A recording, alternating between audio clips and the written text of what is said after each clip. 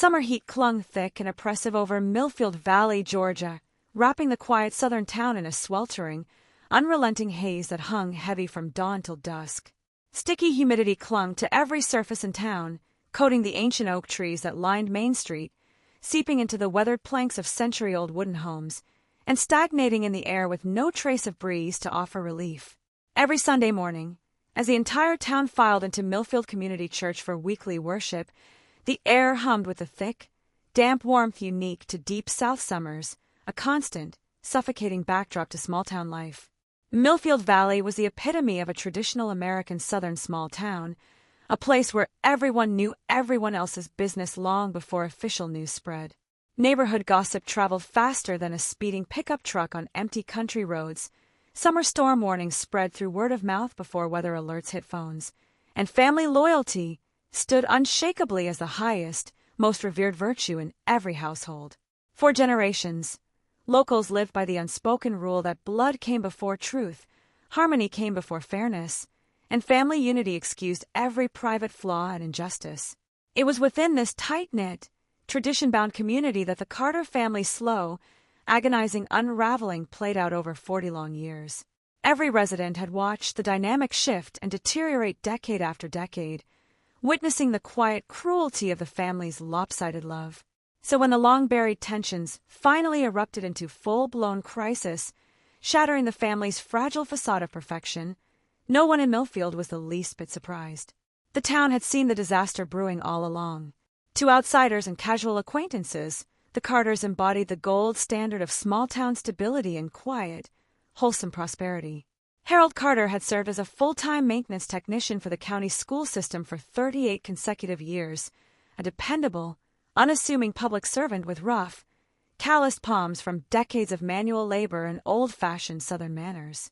He never passed a woman on the street without pausing to tip his faded work hat, a quiet habit that earned him widespread respect across the community.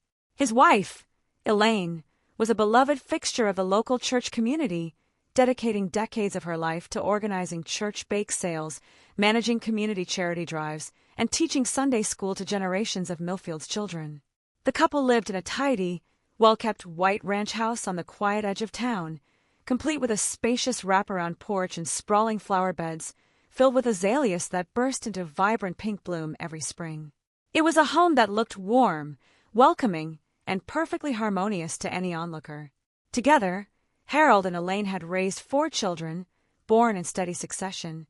Their eldest son, Lucas, followed 2 years later by their only daughter, Margaret, and finally a set of fraternal twins, Jesse and Layla, who rounded out their family of 6. By every standard Millfield held for a successful household, the Carters were blessed beyond measure. Steady lifelong employment, a fully intact nuclear family, deep roots in the church and local community, and consistent holiday gatherings that projected pure domestic bliss. But every lifelong resident knew the truth hidden behind the perfect suburban facade. The Carter family's blessings were never distributed equally, never shared fairly. Every ounce of parental affection, every dollar of family savings, every opportunity, every act of grace and leniency the parents had to give was funneled exclusively toward one child, their eldest son, Lucas. The other 3 children were left to scrape by on neglect, expectation, and uncompensated sacrifice. Harold and Elaine never once recognized their behavior as cruel or unjust. In their stubborn, self-righteous minds, their overwhelming favoritism was nothing more than compassionate mercy. Lucas had been born during the couple's darkest, most impoverished years, a time when Harold worked 2 grueling part-time jobs just to scrape together enough money for rent and basic groceries, and Elaine lay awake night after night, crying out of fear and exhaustion, terrified she could not provide for her newborn son. That period of crippling hardship carved an indelible soft spot for Lucas in both parents' hearts, a permanent blind spot that warped every parenting decision they made thereafter. They firmly believed that because Lucas had endured the poverty of their youth, he was owed a lifetime of comfort, abundance, and unconditional support. To their twisted way of thinking, he had suffered enough as an infant, and the rest of the family's resources, even the futures of their other children, should rightfully belong to him. Margaret, born 2 years after Lucas, never received a single fraction of that compassion or leniency. From the earliest days of her childhood, she was forced to embody maturity, responsibility, and self-reliance far beyond her age. She learned to dress herself, pack her own school lunches, and manage her own daily needs before she turned 6 years old, with no guidance or assistance from her preoccupied parents. While Harold and Elaine prioritized every one of Lucas's hobbies and achievements, driving him across the county for baseball tournaments, sitting through every one of his piano recitals, spending weekends camping and fishing to support his interests, Margaret was left stranded at home, tasked with full-time care of the toddler twins.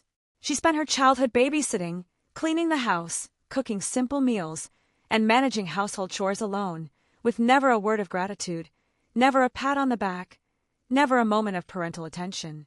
The double standards that defined the Carter household were blatant, unapologetic, and obvious to every neighbor in town.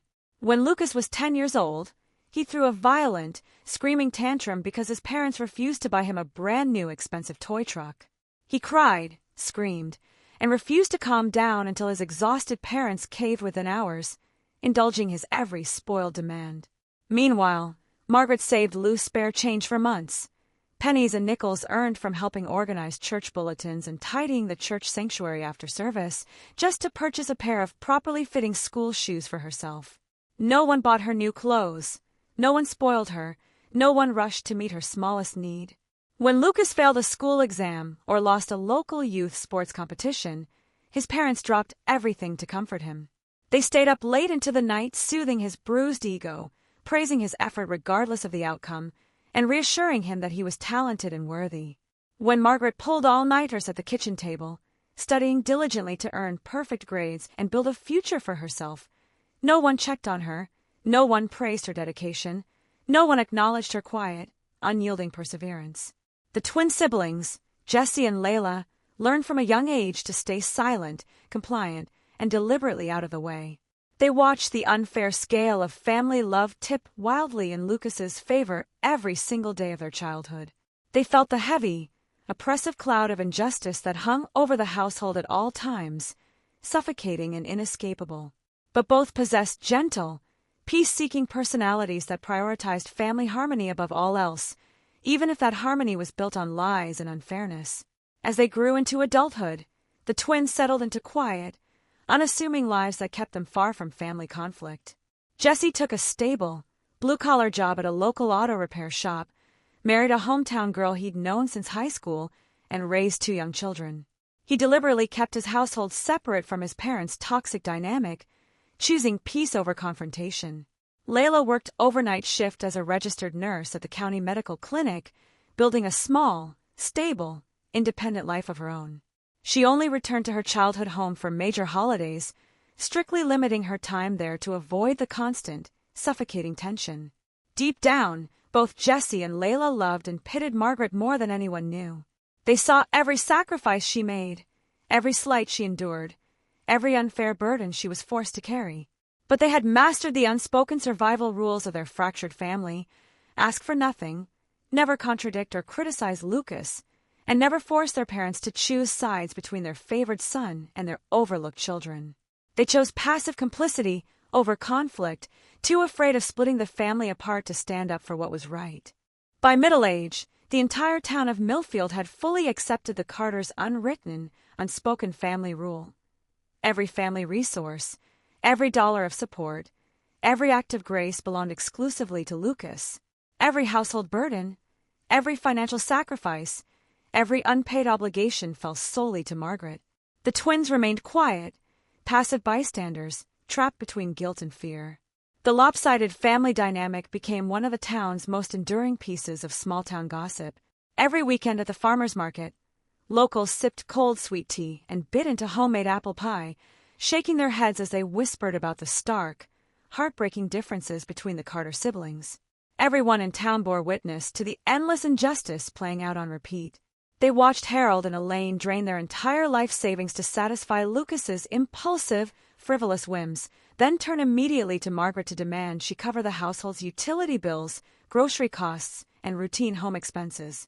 They watched Lucas trade out brand-new luxury pickup trucks every 2 years, upgrading to newer, fancier models on a whim, while Margaret drove a plain, 10-year-old sedan she had purchased entirely with her own hard-earned money, no help from anyone. They watched Lucas take month-long, out-of-state luxury vacations whenever he grew bored, spending thousands on resort stays and fine dining, while Margaret squeezed precious free time out of her grueling 60-hour workweeks to drive to her parents' house, trim their overgrown lawn, fix leaky roof gutters, and stock their pantry with essential groceries. The contrast was impossible to ignore, yet the Carters continued their charade unapologetically. Through every year of unfairness and exploitation, Margaret never uttered a single word of complaint in public. At 48 years old, she was the most successful independent small business owner in Millfield Valley, a respected landscape contractor whose reputation stretched across the entire county. She designed, built, and maintained the sprawling, high-end estates of the wealthy lakefront homeowners who resided in the county's most exclusive neighborhoods, building her empire entirely on reliability, meticulous craftsmanship, and unrelenting hard work. Her entire business was self-made, built from absolutely nothing. She started her company with only a single second-hand lawnmower and a willingness to work 16-hour days, 7 days a week. She endured blistering southern summer heat, freezing winter rain, and grueling physical labor for decades, negotiating every client contract personally, resolving every work dispute independently, and reinvesting every single profit back into her growing business. She had no family connections, no parental funding, no safety net, only her own grit and determination. On the quiet, secluded western edge of Millfield Valley, Margaret owned a sprawling private property that stood as a tangible testament to her lifelong resilience. The estate featured a fully renovated 2-story farmhouse shaded by towering mature oak trees, a private fruit orchard that bore crisp apples and sweet peaches every summer, and a large, organized warehouse stocked with professional landscaping and construction equipment. Every improvement, every fixture, every tree and flower on the property had been purchased, planted, and installed entirely by Margaret's own hands and funds. No parent had ever gifted her money, no family member had ever lent her support, no relative had ever offered a helping hand. Every asset she owned, every achievement she'd earned, every ounce of stability in her life was the sole product of her own endless labor. Yet her extraordinary success only emboldened her parents' endless sense of entitlement and greed. Harold and Elaine operated on a warped, backwards logic that defied all reason. In their eyes, Margaret's incredible independence and self-sufficiency meant she needed no love, no support, no favor from her parents. She was strong enough to thrive on her own, they believed, so she deserved nothing. Lucas, by contrast, was perpetually unstable, lazy, and incapable of supporting himself, and therefore deserved endless coddling, endless financial bailouts, and endless priority over his siblings. Every Sunday after church service, Elaine would pull Margaret aside on the church lawn, her warm, smiling facade masking unyielding emotional pressure and moral manipulation. Her voice was soft and sweet, designed to tug at guilt rather than spark resistance. "You're the backbone of this whole family, baby," Elaine would murmur, squeezing Margaret's arm tightly. "Lucas isn't built for the harshness of the real world like you are. He's soft, he's sensitive, he can't handle struggle. He needs us. He needs you to carry him." Harold would stand beside his wife, nodding solemnly, his gaze fixed rigidly on the church steeple in the distance, his tone final, unarguable, and cold. "Some kids need pushing to grow," he would declare, parroting decades of his own flawed parenting philosophy. "Some kids need carrying their whole lives. That's just how life lays it out. You're the strong one. It's only right you bear the load." To every neighbor, every church friend, every casual acquaintance in town, the Carters painted a completely fabricated portrait of their daughter. They spent decades spreading lies about Margaret's character, portraying her as cold, arrogant, ungrateful, and self-absorbed. They claimed she was too consumed by her business and her own success to care for her family, that she'd grown too proud and wealthy to humble herself for her aging parents and struggling brother. They never spoke a word of truth about Margaret's decades of sacrifice. They never mentioned the 20 years of monthly bank deposits she'd made to support their household. They never acknowledged the endless emergency loans she'd covered for Lucas's failed ventures. They never admitted that she had single-handedly paid Lucas's truck payments, luxury apartment rent, frivolous vacation costs, and her parents' ongoing medical bills for 2 full decades. Most importantly, they refused to acknowledge that Margaret's so-called cold pride was never arrogance at all. It was nothing more than self-preservation, the only defense mechanism she developed after a lifetime of one-sided giving, endless exploitation, and zero gratitude. The most egregious, undeniable proof of the Carters' crippling favoritism arrived when Harold retired from his county job. Upon ending his 38-year career, he established a formal family trust fund, consolidating every asset he had accumulated in his entire lifetime. His full county worker pension, his decades of personal savings, and the complete proceeds from selling the family's ancestral land, a property that had belonged to his family for generations. Combined, the assets totaled nearly $300,000, every single penny of the family's retirement security, generational wealth, and lifelong savings. When the family attorney finished drafting and filing the official legal documents, the terms were explicit, irreversible, and shockingly unfair. The entire trust fund, every dollar of the generational fortune, belonged exclusively and solely to Lucas Carter. Margaret, Jessie, and Layla were not named anywhere on the legal paperwork. They were granted zero inheritance, zero compensation, zero claim to any portion of the family's generational wealth. They were intentionally, completely excluded from the family's legacy simply because they were not the favored eldest son. When townsfolk questioned the wildly unfair decision, confused by the complete exclusion of the other 3 children, the Carters repeated their rehearsed, self-serving excuse without hesitation. Lucas had never held a steady, long-term career, they explained. He had dabbled in construction work, retail sales, and operating a small lakeside bait shop, quitting every single venture at the first sign of difficulty or boredom. They painted their lazy, irresponsible son as a misunderstood dreamer, claiming he simply needed a large startup fund to finally find his footing in life and achieve his untapped potential. Margaret had a thriving, stable business that generated consistent wealth, they argued. The twins had steady hourly jobs with reliable incomes. Only Lucas struggled, only Lucas needed support, only Lucas deserved the family's entire fortune. They deliberately ignored the obvious truth that everyone in town could see clearly. Lucas's lifelong failure was never the result of bad luck, unkind markets, or untapped potential. It was the direct result of his own unbridled laziness, chronic irresponsibility, and reckless self-indulgence. August descended on Millfield Valley with oppressive, stagnant heat, the peak of southern summer swelter that slowed the entire town to a sleepy crawl. The sun blazed relentlessly overhead, heating the pavement and saturating the air with thick, motionless humidity. Local schools closed for summer break, the weekly farmers' market scaled back operations to only 3 days a week, and every resident retreated indoors during the blazing midday hours to escape the unbearable temperature. It was during this quiet, unhurried seasonal lull, when the entire town was relaxed and unassuming, that the Carter family's decades-long facade of dignity, stability, and perfection shattered completely and irreversibly. The first official warning of total collapse arrived via a phone call from Mr. Hale, the local longtime attorney who had managed Harold's retirement assets, family legal paperwork, and estate planning for decades. Mr. Hale knew every detail of the Carter family's trust fund arrangement, every transaction, every flaw in their lopsided family dynamic.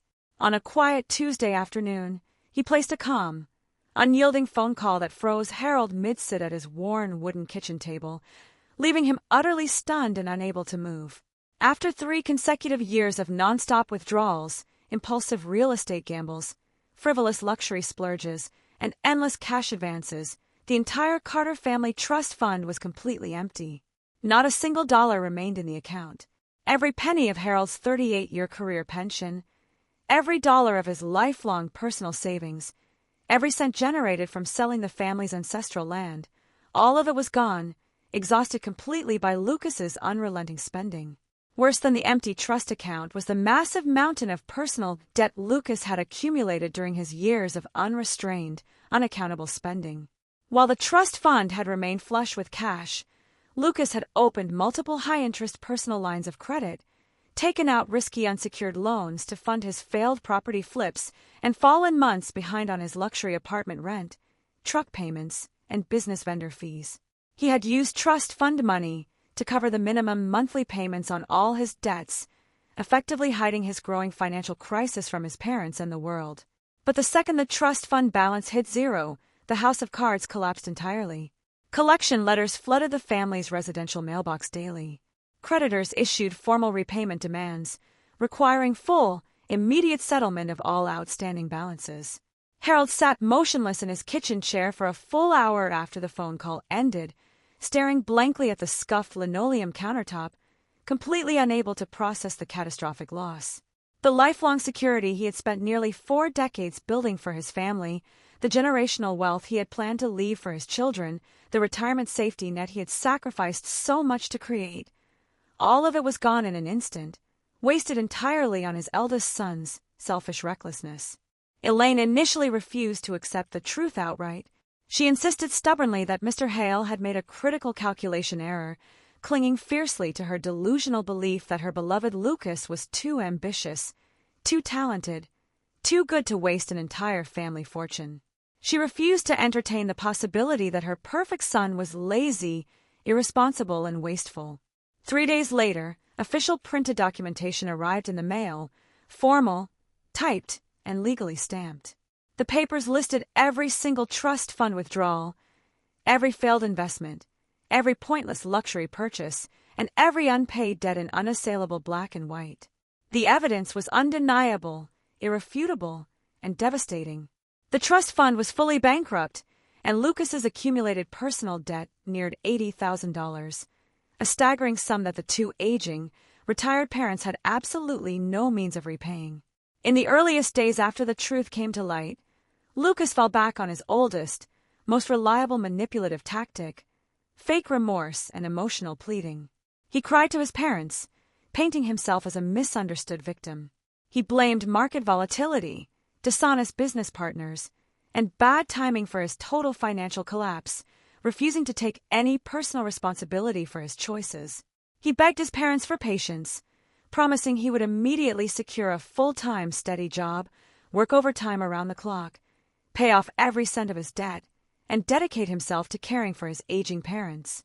Elaine latched onto these empty promises desperately, refusing to face the truth about her son's character. She comforted him endlessly, reassuring him that family unity would overcome any hardship, that they would fix the crisis together. But as relentless collection calls, threatening legal notices, and final repayment deadlines piled up day after day, Lucas's fragile mask of remorse and responsibility slipped away completely. The gentle, apologetic, reformed son he had pretended to be vanished entirely. He stopped visiting his parents' home entirely. He stopped answering their phone calls. He ignored every text message and voice message they sent, cutting off all voluntary contact. The final communication he sent to his mother arrived in early September, a cold, detached voice message devoid of any guilt, gratitude, or concern. "The pressure's too much for me here," his recorded voice stated flatly. "No warmth, no sorrow. I'm leaving town to find work elsewhere. Everyone expects too much from me. You all figure the rest out on your own." There was no return date, no offer of assistance, no inquiry about his parents' failing health or dire financial crisis. It was a final, selfish, cowardly farewell. After that single voice message, Lucas cut all ties with his family completely. His phone line forwarded permanently to voicemail, his social media accounts went dormant, he abandoned his luxury lakeside apartment, and his custom pickup truck was repossessed by the financing company within weeks. He vanished from Millfield Valley without a second thought, fleeing the consequences of his actions and leaving his aging, debt-ridden, penniless parents to face total ruin entirely alone. The dual collapse of their life savings and their son's loyalty destroyed Harold and Elaine's physical and mental health almost overnight. Harold's chronic arthritis flared into crippling, unrelenting pain, leaving him dependent on a wooden cane for even short walks across the yard. Simple daily tasks, grocery shopping, carrying laundry, tidying the house, became physically impossible for him. His doctors prescribed multiple new expensive pain management and anti-inflammatory medications that the family could no longer afford to fill. Elaine's health deteriorated at an even more alarming rate. Her chronic hypertension spiked to dangerously high levels, landing her in the emergency room overnight with a severe hypertensive crisis that terrified medical staff.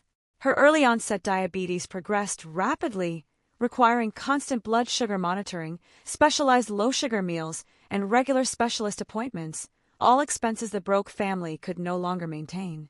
The immense pride Elaine had carried for decades, pride in her perfect family, pride in her successful eldest son, pride in her community reputation, crumbled into overwhelming shame, grief, and humiliation.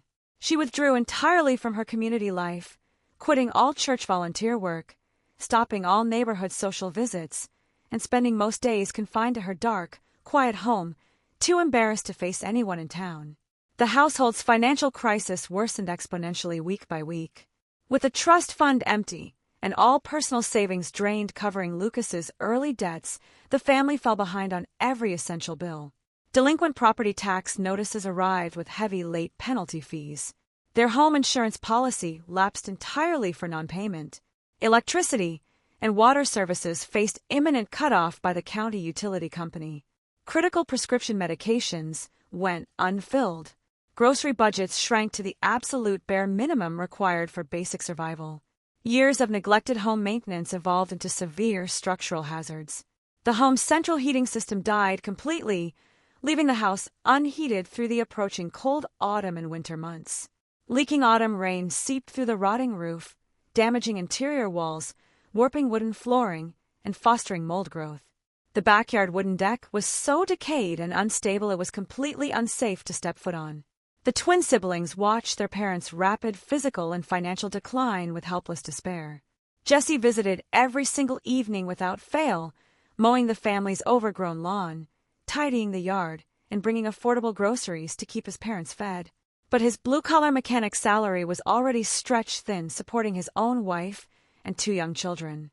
He possessed no ability to cover the $80,000 debt, let alone the parents' ongoing medical costs and housing expenses. Layla picked up every available overtime shift at the county clinic, working double and triple overnight shifts to earn extra income for her parents. But her nursing wages barely sustained her own small household, leaving no extra funds to resolve the family's catastrophic financial crisis. The twins could only just barely keep their parents from starvation. They had no power to fix the massive ruin Lucas had left behind. Jessie and Layla knew exactly what would happen next. It was the unbroken, decades-long Carter family cycle. Lucas created irreversible disaster and fled from accountability. The twins lacked the financial means to clean up the mess, and every single burden would inevitably fall to Margaret. In their parents' warped, entitled worldview, Margaret had no spouse, no children, and a thriving successful business, making her the only family member capable of endless, self-sacrificial service.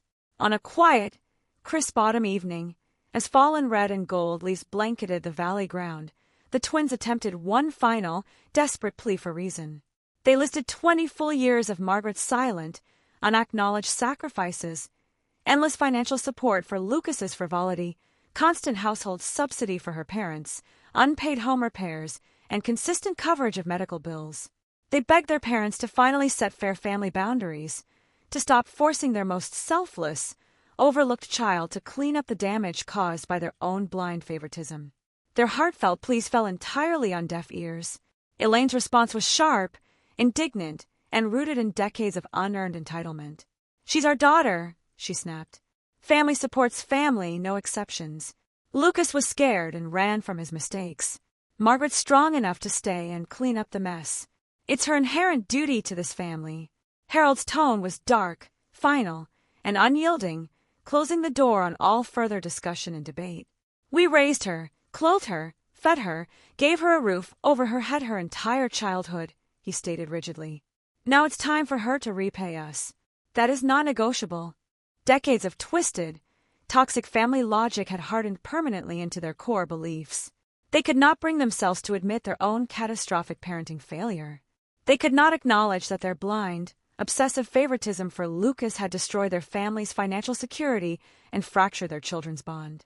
Rather than confronting their own mistakes and bearing the consequences, it was far easier to shift every burden, every debt, every ounce of ruin onto the daughter they had never cherished, never praised, never fairly treated.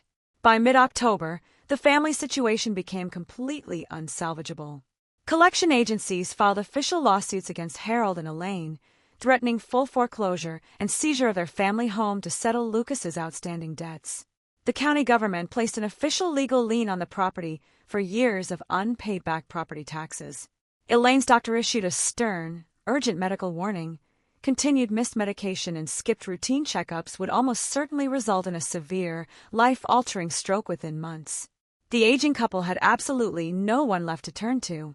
Their beloved, favored son had abandoned them entirely. Their only remaining hope, in their entitled minds, was the daughter they had spent 20 years neglecting, exploiting, and wronging.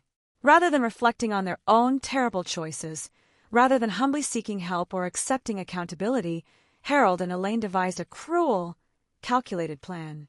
They intended to gather every available extended family member, stage a public pressure campaign, and emotionally coerce Margaret into sacrificing her decades of hard work, her successful business, and her peaceful, hard-earned life to atone for their lifelong unfair favoritism.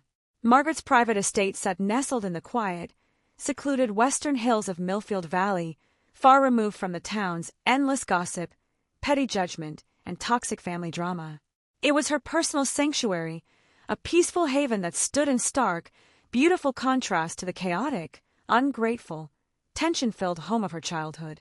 Her renovated sage-green farmhouse with crisp white trim sat centered on sprawling, immaculately maintained grounds, smooth emerald lawns, paved stone walking paths winding through mature shade trees, towering ancient oak trees that blocked the harsh summer sun, and a fully fenced private orchard bursting with seasonal apples and peaches.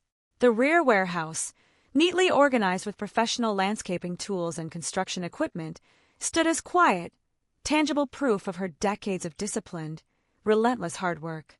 Every single improvement on the property, every piece of furniture inside the home, every tree and flower in the yard and orchard had been personally funded, planted, and installed by Margaret alone.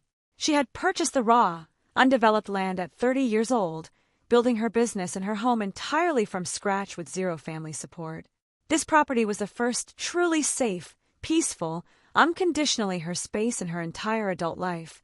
A place free of endless demands, free of ungrateful expectation, free of one-sided sacrifice. Margaret had seen this inevitable family confrontation brewing for months. Every brief, obligatory visit to her parents' crumbling home revealed their worsening despair, declining health, and growing desperation. Jessie and Layla had each privately confided in her about the empty trust fund, the crippling $80,000 debt, and Lucas's permanent, unapologetic disappearance from their lives. She had prepared herself mentally for the incoming pressure, clinging to one tiny, foolish spark of hope. She had hoped that after decades of unbalanced love and unfairness, her parents might finally humble themselves. She had hoped they might finally recognize her endless sacrifices. She had hoped they might finally understand that she was not an infinite, uncomplaining ATM designed to fix every problem created by their favoritism. A single early morning phone call from her Aunt Mabel crushed that last fragile glimmer of hope completely. Mabel, the family's self-appointed domineering matriarch, had spent decades enabling Harold and Elaine's toxic favoritism, weaponizing the concept of family obligation, to emotionally bully Margaret into endless sacrifice. Her tone on the phone was cold, firm, and completely unnegotiable, leaving no room for discussion or mercy. "Your mom and dad are completely destitute, Margaret," Mabel said sharply. "The entire family's coming over to your house at 10 sharp this morning. You be home, and you be ready to fix this mess you're obligated to fix." Margaret stood alone in her sunlit kitchen, staring out at her quiet, blooming orchard as a heavy, familiar sense of resignation settled over her chest. She knew instantly that this was not a plea for help, not a family intervention, not a sincere attempt to resolve crisis. This was a public trial. Her entire extended family intended to use collective social pressure and generational kinship guilt to force her to absorb every one of Lucas's selfish mistakes, pay off his entire mountain of debt, and shoulder her parents' full retirement burden, all for choices she had never made, never endorsed, and never deserved to fix. Her voice remained steady, calm, and devoid of fear or anger as she delivered her simple reply. "I'll be here. In the quiet hour before her family's arrival, Margaret did not waste time preparing refreshments or polite hospitality. She did not bother with pleasantries or attempts at peacekeeping. Instead, she prepared irrefutable evidence. Decades of being falsely labeled cold, ungrateful, and selfish had taught her to document every single sacrifice she made for her family. She had saved every receipt, every bank statement, every text message thread, every payment record, every transaction receipt for 20 full years, building a paper trail of proof to counter the endless lies told about her character. From her locked desk drawer, she retrieved 3 neatly labeled, organized folders. The first folder contained 20 years of monthly bank transfers and cash payments she had made to support her parents' household, funds that had overwhelmingly funded Lucas's reckless, wasteful lifestyle. The second folder held every emergency loan record, receipt, and repayment confirmation. Lucas's truck down payments, luxury apartment rent, failed business investment losses, and frivolous vacation expenses, all covered entirely by Margaret's personal income. The third folder contained the original certified legal trust documents from Attorney Hale, irrefutable legal proof that every single family asset, every dollar of generational wealth, had been exclusively awarded to Lucas, with zero inheritance or financial provision allocated to Margaret, Jessie, or Layla. She printed detailed, organized spreadsheets cataloging every transaction by date and amount, backed up digital copies on her tablet for easy display, and arranged all physical documents in strict chronological order. She knew exactly the false narrative her family planned to push, that Margaret was wealthy, selfish, and ungrateful, that she owed unlimited repayment to her parents, and that she alone was responsible for saving the family from ruin. She intended to dismantle that lie completely, publicly, and permanently with unshakable factual proof. By 10 o'clock in the morning, cars lined Margaret's private driveway and spilled onto the rural roadside outside her property. Aunt Mabel and Uncle Ray arrived first, followed by 3 of Elaine's cousins, multiple distant extended relatives, and finally Harold and Elaine in their beetled, aging sedan, with Harold leaning heavily on his cane to walk. Jessie and Layla arrived last, their faces tight with anxiety and helpless guilt, fully aware of the humiliating, unfair confrontation about to unfold on their sister's property. Without invitation, without asking permission, the entire crowd of relatives filed onto Margaret's private front porch, settling comfortably into her outdoor furniture as if they owned her home and all she had built. The air hummed with unmasked judgment, entitled expectation, and self-righteous indignation. Not a single one of these relatives had ever lifted a finger to help Margaret during her decades of one-sided sacrifice. Not a single one had ever questioned the family's blatant, lifelong favoritism. Not a single one had ever spoken up to defend her from unfair blame and false judgment. Yet now they gathered in full force, united in their demand that she sacrifice everything she had earned to fix their collective family failure. Elaine stepped forward first to speak, her voice trembling with manufactured grief and fake desperation. She forced tears to her eyes, clutching her hands tightly together in a rehearsed performance designed to win sympathy from the crowd of relatives. After decades of playing the victimized, wronged mother, her act was flawless and convincing. "We have absolutely nothing left, Margaret," she wept. "Your brother ran off and abandoned us, leaving us drowning in bills and debt and despair. Your father can barely walk or care for himself. I can't afford my life-saving medication. We're days away from losing our home, our insurance, everything we've worked for our entire lives. You're our only hope left in this world." Harold spoke next, his tone gruff, authoritarian, and unyielding, the same commanding voice he had used to demand absolute obedience from his children for 50 years. His words carried the weight of parental authority and unearned entitlement. "We raised you from birth," he said sternly. "We fed you, clothed you, sheltered you, gave you every basic need you ever had. Now it's time for repayment. You have a successful company, this beautiful home, savings in the bank, no children to support. You will pay off Lucas's debts, cover our back taxes, pay our ongoing medical bills, and save our family home. This is your non-negotiable responsibility as our daughter." Aunt Mabel boomed over the murmuring crowd of relatives, invoking Southern family tradition and Christian religious duty to amplify her emotional pressure campaign. "Family never abandons family in their time of need, Margaret," she declared loudly. Lucas was just scared and foolish, a lost boy who made mistakes. Your parents are old, sick and suffering. You're strong, blessed, and successful. The strong must always carry the weak. It's your Christian duty. It's your family duty. You cannot turn your back on your own blood. One after another, the distant relatives chimed in, echoing the same toxic, unexamined mantra. They insisted Margaret had far more money than she could ever need, that she had no dependents to prioritize, that successful people owed endless sacrifice to their family, and that refusing to clean up Lucas's mess was selfish, cold, and unforgivable. Not a single person in the crowd acknowledged Margaret's 20 years of nonstop, one-sided sacrifice.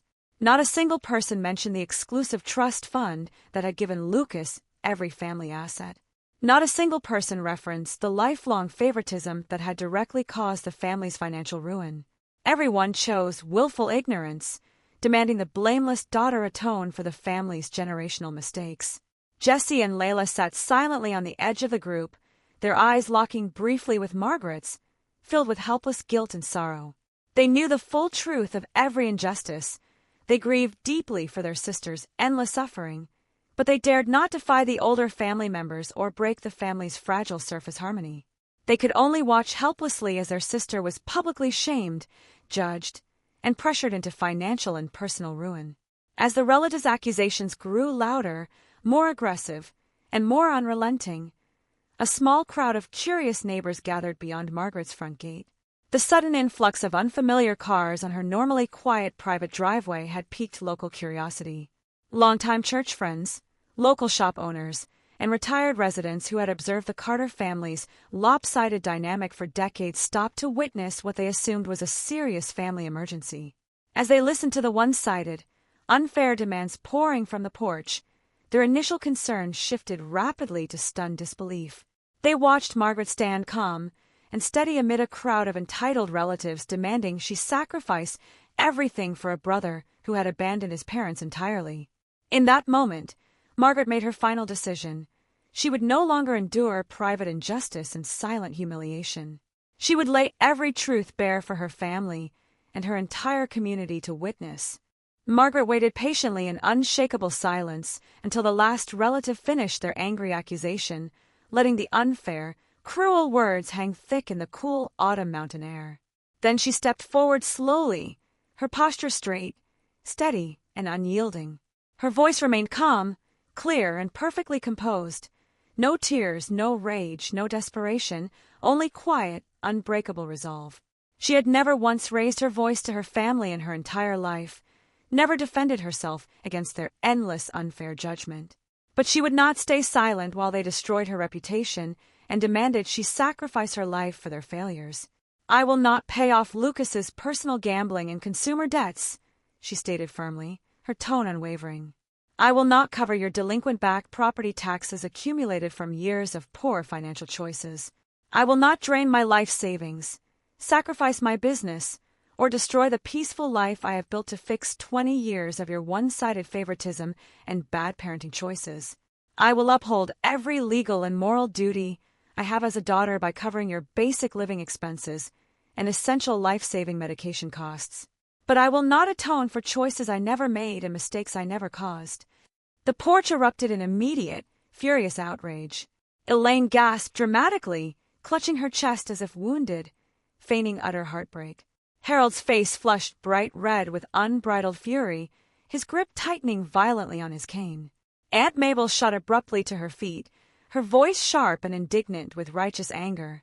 "How can you be so cold? So utterly ungrateful?" Mabel shouted. "These are your own parents. You would let them suffer ruin and hardship for your worthless brother's mistakes." The surrounding cousins and relatives joined the verbal assault immediately, shouting accusations of arrogance, selfishness, greed, and betrayal. To the entire gathered family, Margaret was now the villain, a cold, ungrateful rich girl abandoning her struggling blood relatives in their darkest hour. Margaret did not flinch, did not back down, did not react to their screaming. She walked slowly to her wooden porch table and spread out her stacked folders, laying bank statements, legal trust documents, and detailed financial spreadsheets flat for every person on the porch and every watching neighbor beyond the gate to see clearly. Her voice remained level, factual, and unshakable as she cut through the chaotic shouting. Let's talk about gratitude. Let's talk about who has spent 20 years giving endlessly and who has only ever taken. For 2 full decades, I made voluntary monthly payments to this family with no expectation of repayment. I personally covered Lucas's luxury truck payments, his high-end apartment rent, his reckless vacation costs, and every one of his failed business gambles. I paid for every major home repair on this property, every physical therapy copay for Dad's arthritis, and every prescription refill for Mom's chronic illness. She tapped the officially stamped, county-filed trust fund document prominently for the crowd to see. This is the legal trust agreement my parents signed and finalized. Every single dollar of their $300,000 life savings, every penny of their career pension, every cent from their ancestral family land sale was legally and exclusively gifted to Lucas. Jesse, Layla, and I have zero legal claim to any of his family's generational wealth. We were intentionally, officially excluded from every family asset before any of us reached middle age. A collective gasp rippled through the crowd of watching neighbors. Many had suspected extreme favoritism for years, but none had realized the injustice was legally documented, absolute, and intentional. The town's long-held gossip was now confirmed as undeniable, unshakable fact. As the years slipped by and the scandal of the Carter family faded into quiet memory around Millfield, only the town's elderly residents still occasionally brought up the dramatic showdown on Margaret's porch, sighing over how a kind woman had finally reclaimed command of her own life. Margaret's landscape business grew at a steady, sustainable pace. She stopped overloading herself with back-breaking contracts just to cover her family's endless financial demands, and learned to strike a healthy balance between work and rest. Every year, she set aside a long stretch of vacation time, taking solo road trips through North Carolina's mountain highways. No more constant, anxious waits for phone calls from her parents begging for cash. Her private estate grew more peaceful and inviting with each passing season.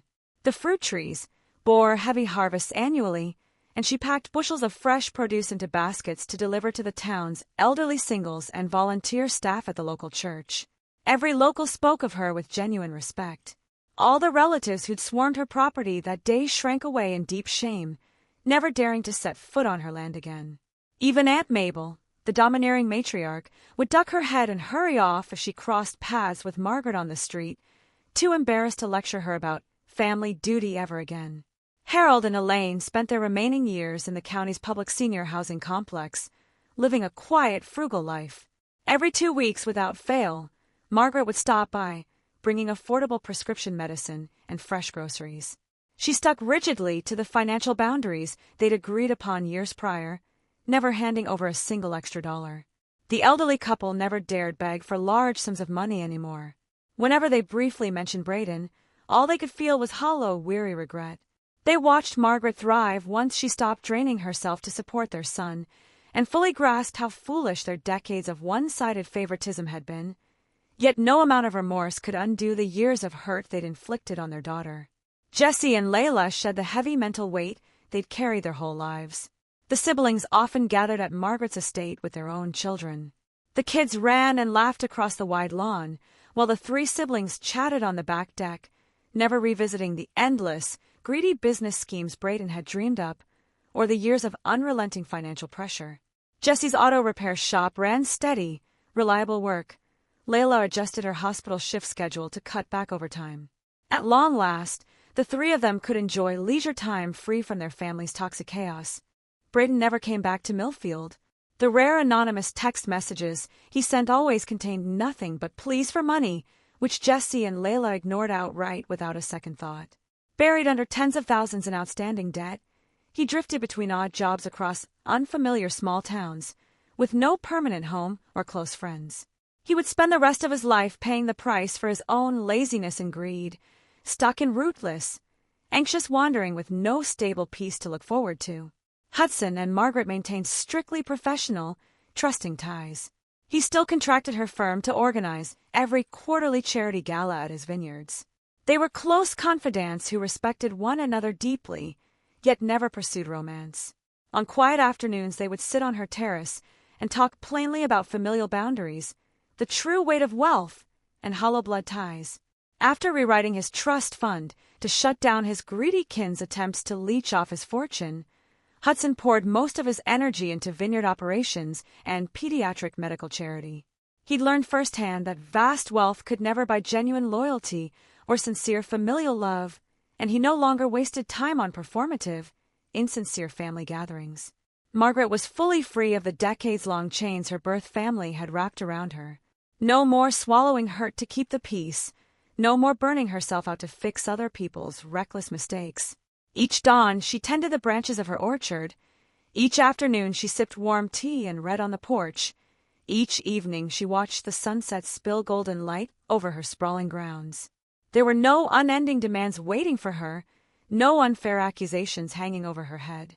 She'd held firm to her boundaries, chosen kindness toward herself, and over time, quiet, lasting happiness settled fully into every corner of her life.